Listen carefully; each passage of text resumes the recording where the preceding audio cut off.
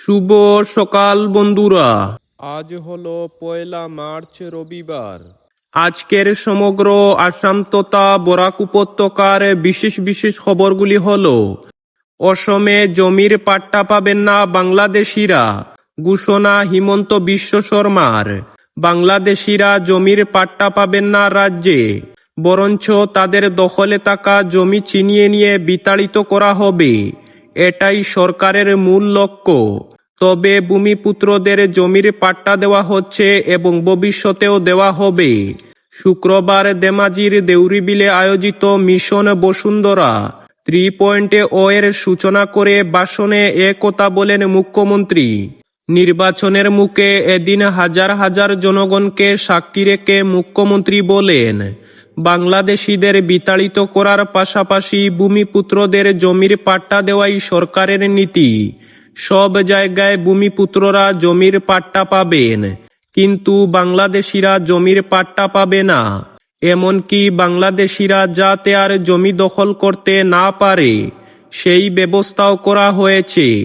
তাদের দখলে থাকা জমি ছিনিয়ে নিয়ে সীমান্তের ওপারে ঠেলে দেওয়া হবে বাংলাদেশিদের। তিনি বলেন, ভূমিপুত্রদের জমির পাট্টা প্রদানে আগে কোনো সরকার অগ্রাধিকার দেয়নি। জমির নথিপত্রেও যথেষ্ট ত্রুটি ছিল, চেষ্টা করেও ভূমিপুত্ররা জমির পাট্টা পাননি। জমির নথিপত্র না থাকায় ঋণ নিতে অসুবিধার মুখোমুখি হতে হয়েছিল ভূমিপুত্রদের। এমনকি সঠিক নথিপত্র না থাকার সুযোগ নিয়ে অনৈতিকভাবে অনেকেই ভূমিপুত্রদের জমি দখল করেছিল, কিন্তু এখন আর সেই পরিবেশ নেই। গত 5 বছরে লক্ষ লক্ষ ভূমিপুত্র জমির পাট্টা পেয়েছেন। পরবর্তী খবরটি হলো, রমজান মাসকে ঘিরে নিত্য প্রয়োজনীয় পণ্যের বাজারে অস্থিরতা। পবিত্র রমজান মাস সংযম, সহমর্মিতা ও আত্মশুদ্ধির বার্তা বহন করে, অথচ প্রতি বছরই এই সময়ে নিত্য প্রয়োজনীয় দ্রব্যের বাজারে দেখা যায় অস্বাভাবিক মূল্যবৃদ্ধি। এবছরও তার ব্যতিক্রম নয় শ্রীভূমি জেলা। সবজি, ফলমূল, ডাল, তেল, চিনি থেকে শুরু করে ইফতার সামগ্রী অধিকাংশ পণ্যের দাম বেড়েছে উল্লেখযোগ্য হারে। সাধারণ ক্রেতাদের অভিযোগ, কোনো যৌক্তিক কারণ ছাড়াই একাধিক পণ্যের মূল্য হঠাৎ বাড়ানো হয়েছে, যা নিম্ন ও মধ্যবিত্ত পরিবারের উপর আর্থিক চাপ সৃষ্টি করেছে। বিশেষজ্ঞদের মতে, রমজানকে কেন্দ্র করে চাহিদা কিছুটা বৃদ্ধি পেলেও সেটা মূল্যবৃদ্ধির একমাত্র কারণ হতে পারে না, বরং মজুতদারি কৃত্রিম সংকট তৈরি, পাইকারি ও খুচরা বাজারের সমন্বয়ের অভাব এবং প্রশাসনিক নজরদারির ঘাটতি। এসব কারণেই বাজারে অস্বাভাবিক অস্থিরতা দেখা দেয়। সংযমের এই মাসে বাজার নিয়ন্ত্রণে কার্যকর পদক্ষেপ নেওয়ার দাবি তুলেছেন সাধারণ মানুষ, যাতে রমজান মাসের মূল চেতনা অক্ষুণ্ণ থাকে এবং ভোক্তারা স্বস্তি পান। পরবর্তী খবরটি হলো, আফজল হোসেন লস্করের চিকিৎসায় এগিয়ে এলো বরাক উপত্যকা।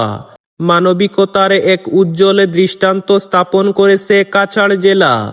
জেলার 8 বছরের শিশু আফজল হোসেন লস্কর একটি জটিল ও বিরল রোগে আক্রান্ত। চিকিৎসকদের মতে সুস্থতার জন্য প্রয়োজন একটি বিশেষ ইনজেকশন, যার মূল্য ভারতীয় মুদ্রায় প্রায় 17 কোটি টাকা, যা তার পরিবারের পক্ষে বহন করা প্রায় অসম্ভব। কিন্তু কঠিন এই পরিস্থিতিতেও ভেঙে পড়েননি আফজলের বাবা মা, কারণ তাদের পাশে এসে দাঁড়িয়েছে গোটা বরাক উপত্যকা। ধর্ম বর্ণ নির্বিশেষে বিভিন্ন শ্রেণী পেশার মানুষ সাহায্যের হাত বাড়িয়ে দিয়েছেন। কেউ দোয়া ও আশীর্বাদ করছেন, কেউ স্বতঃস্ফূর্তভাবে চাঁদা সংগ্রহে নেমেছেন। মসজিদের প্রাঙ্গণ, বাজারের মোড় কিংবা শিক্ষা প্রতিষ্ঠানের সামনে সবখানেই দেখা যাচ্ছে তহবিল সংগ্রহের উদ্যোগ। অনেক ক্ষেত্রেই অনুরোধ করার আগে মানুষ নিজ নিজ সামর্থ্য অনুযায়ী আর্থিক সহায়তা প্রদান করছেন। কঠিন অসুখের সঙ্গে লড়াই করে আফজলের স্বপ্ন বড় হয়ে পাইলট হওয়া। তার এই অদম্য শক্তি, ইচ্ছা এবং বাঁচার আকাঙ্ক্ষা গোটা অঞ্চলের মানুষকে এক সূত্রে বেঁধেছে। পরবর্তী খবরটি হলো, সামান্য চিনি খাওয়ার অপরাধ থেকে নিজেকে বাঁচাতে জীবন শেষ করে দিল এক নাবালিকা।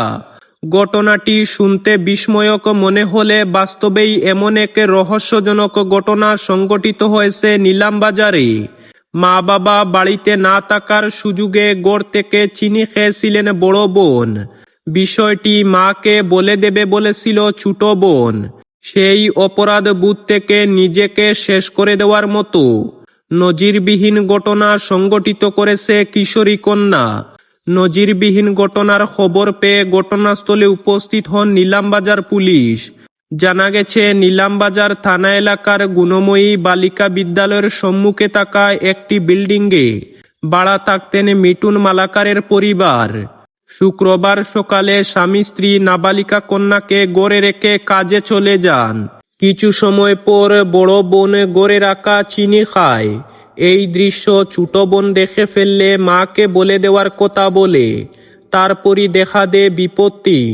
প্রথমে ছোট বোনকে বাথরুমে আটকে রেখে পরে বাথরুম থেকে বের করলেও রাগান্বিত হয়ে ছোট বোনের সম্মুখে সংগঠিত করে এই অবাঞ্ছিত ঘটনা। চিনি খাওয়ার অপরাধ থেকে নিজেকে বাঁচাতে জীবন শেষ করে দিল সপ্তম শ্রেণীর ওই নাবালিকা। প্রতিবেশীরা একটু সময় পর ঘটনাটি প্রত্যক্ষ করলে তাৎক্ষণিকভাবে নিলামবাজার প্রাথমিক স্বাস্থ্য কেন্দ্রে নিয়ে চলে গেলে চিকিৎসক মৃত বলে ঘোষণা করেন। এদিকে খবর পেয়ে ঘটনাস্থলে উপস্থিত হন নিলামবাজার থানার পুলিশ। তদন্তের জন্য জেলা সদর থেকে ছুটে আসেন অতিরিক্ত পুলিশ সুপার। ঘটনার পূর্ণাঙ্গ তদন্ত করে ময়নাতদন্তের জন্য মরদেহ শিলচর হাসপাতালে প্রেরণ করা হয়। পরবর্তী ও শেষ খবরটি হল, মাধ্যমিক পরীক্ষার প্রশ্নপত্রে ব্যাপক অসঙ্গতি। তদন্ত চাইল বরাকবঙ্গ।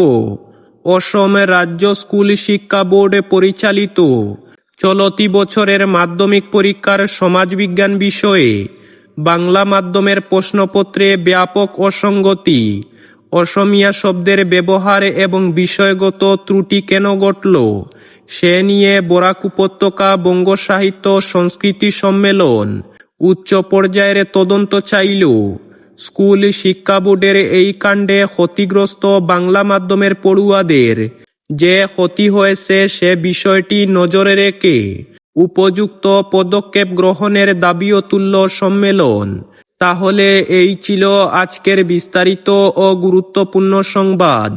ভিডিওটি যদি সামান্য পরিমাণ প্রয়োজনীয় বলে মনে হয় তাহলে ভিডিওটিতে একটি লাইক করে চ্যানেলটিকে সাবস্ক্রাইব করে পাশের বেল আইকনটি বাজিয়ে রাখবেন, যাতে সঠিক তথ্যগুলি সবার কাছে পৌঁছাতে পারে।